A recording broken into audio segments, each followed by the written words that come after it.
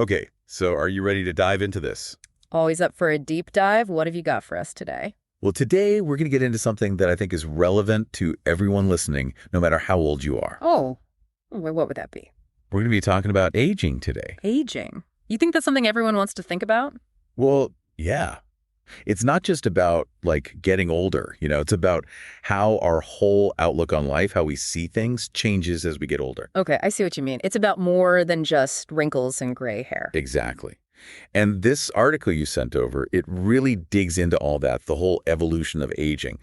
Some parts, honestly, really made me stop and think, haven't looked at it that way before. That's what really struck me too, how the article just goes right at the physical stuff, no sugarcoating. It just lays out the changes our bodies go through, and we all know it happens, but to see it all laid out, well, it makes you appreciate all the other stuff that comes with getting older, the emotional and mental growth. That really hit home for me. Oh, absolutely. It's like intellectually we get it. Our bodies aren't going to be 20 forever, but this article lays it all out there, the how and the why, in a way that's both like strangely motivating and also makes you want to call your doctor. Right. I mean, you read about muscle loss and a slower metabolism and you realize, oh, that's why. Right. Like it all starts to click. But then, and this is what I loved, they throw in these stories about like people running marathons in their 60s and 70s. I'm not saying I'm signing up for a marathon anytime soon. Why either? But it just goes to show you there's a whole spectrum of what's possible as we age. It's such a good point because we do have all these preconceived notions about aging, and this article just blows them out of the water. Yes, our bodies change, but how those changes play out, it's not all downhill. And a lot of it comes down to the choices we make. That's what really hit me about the section on healthcare. It's not just about trying to like fix aging, but recognizing that we have agency. We have more control over how we age than we think. And that kind of control, that awareness, it's empowering. And, that ties in perfectly with what the article explores about wisdom and aging. Because it's not just about our bodies, all right? It's our minds, too, how adaptable we are as we get older. Exactly. Think about it. Every time you have to figure out some new tech or gadget. Oh, tell me about it. I swear, just last week, trying to figure out a new feature on my phone, it was like a mental workout. And that's the thing. Those moments, even when they're frustrating, they're building mental agility. And here's where it gets really interesting. The article talks about this U-shaped curve of happiness. Have you heard of this? Okay, I have to admit, that one threw me for a loop at first. What is it, like a happiness roller coaster or something? You could say that. Basically, the article explains that for a lot of people, happiness dips in midlife. Think about it. Careers, kids, maybe aging parents, it's a lot. But then often happiness levels go back up later in life. So it's not about becoming like that stereotypical carefree grandpa in a hammock, though maybe those grandpas are onto something. Right. And the article links this rise in happiness later in life to our values changing as we get older, relationships, finding meaning in things beyond just, the stuff we accumulate when we're younger. That starts to matter more. So we start to see what a fulfilling life really means, maybe a different definition than we had in our 20s. Exactly.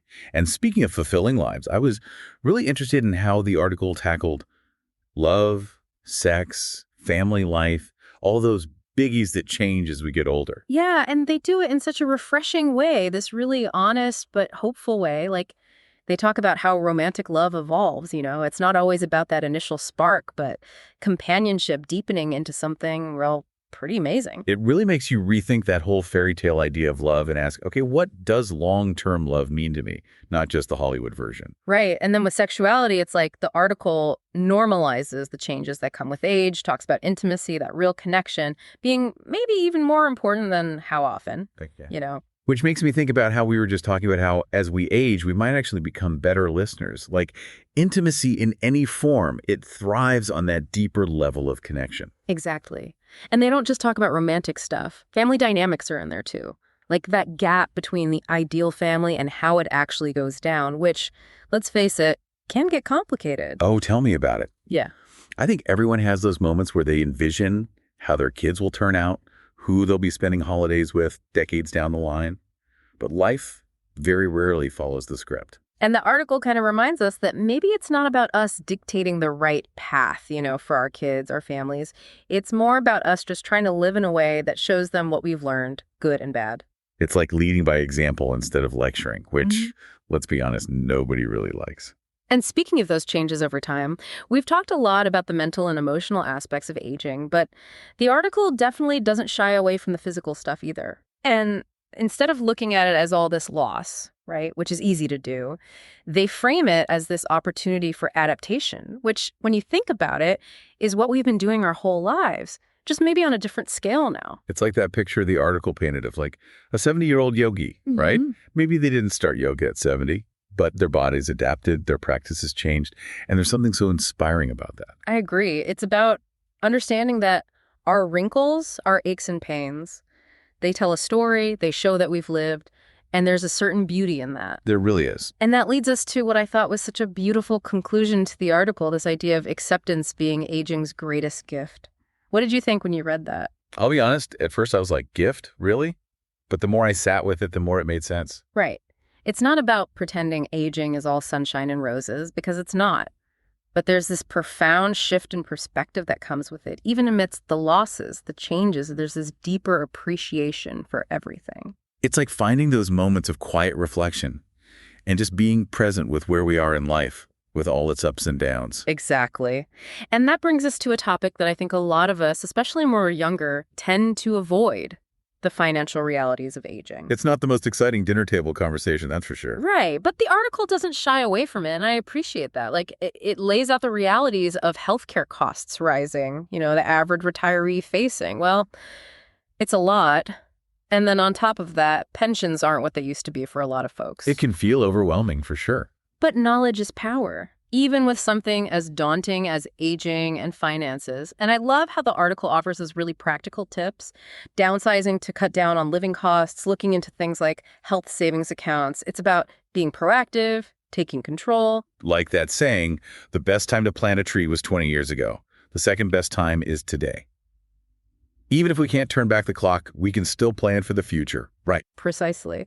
And while we're on the topic of the future and planning, I was really interested in the article's take on how our relationships, especially within families, change as we age. It's something we all experience, right? And it's bittersweet. Yeah. We have these ideas of how things will look, but then reality comes knocking. It does. We have these images of our kids following a certain path or growing old with a partner who checks all the boxes, But life often throws curveballs, doesn't it? And that's where the real learning begins. Absolutely. And that's a great place to pause for now and pick up in our next deep dive. Yeah, and sometimes those curveballs, they teach you more than you ever thought you wanted to know. They really do. It's like the article reminds us it's not about controlling everything and everyone around us, but more about accepting how things actually play out, Yeah. Because even when it's messy, there's still love and growth and even forgiveness and all that.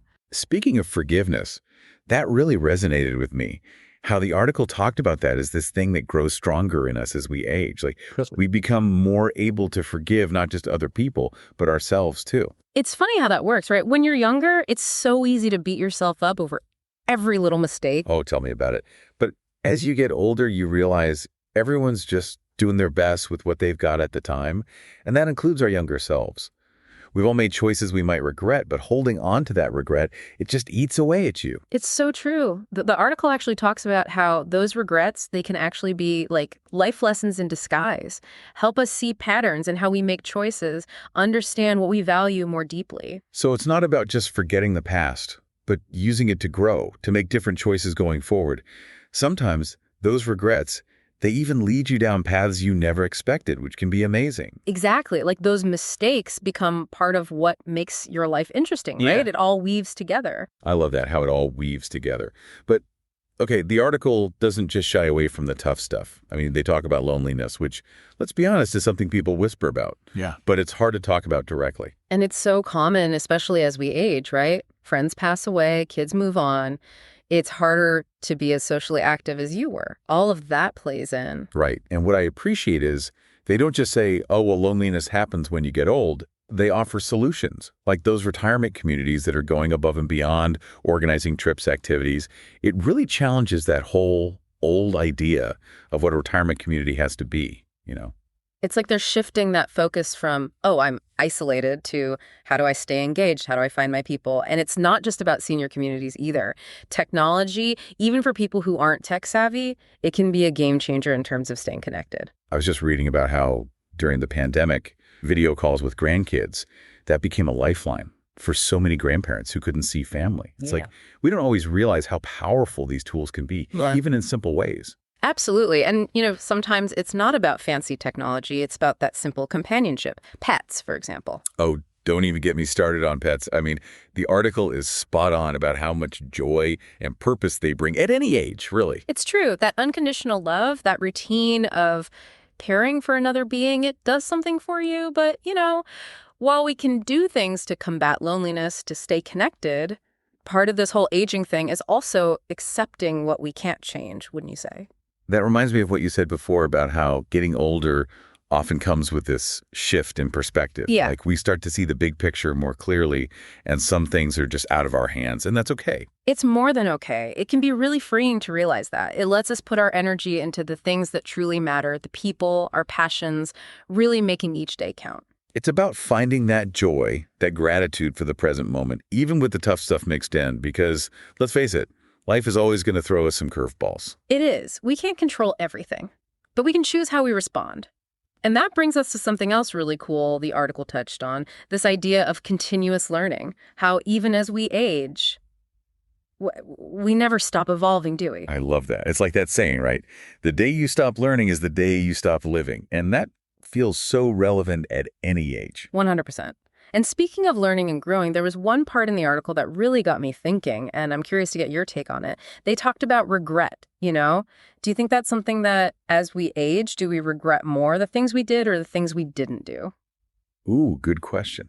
And honestly, something I've gone back and forth on myself. I think there's this natural tendency to focus on the what-ifs, the paths not taken. But what I thought was so interesting was how the article talked about regrets as potential for growth. That question about what we'd tell our younger selves, it's really stuck with me. It's a good one, isn't it? Makes you think about all the stuff, good and bad, that you pick up along the way. It really gets at what this whole article is about. Right. It's like we think about aging as just time passing, but it's really about how our whole view of things changes. And sometimes those aha moments, they only hit you when you're looking back. Exactly.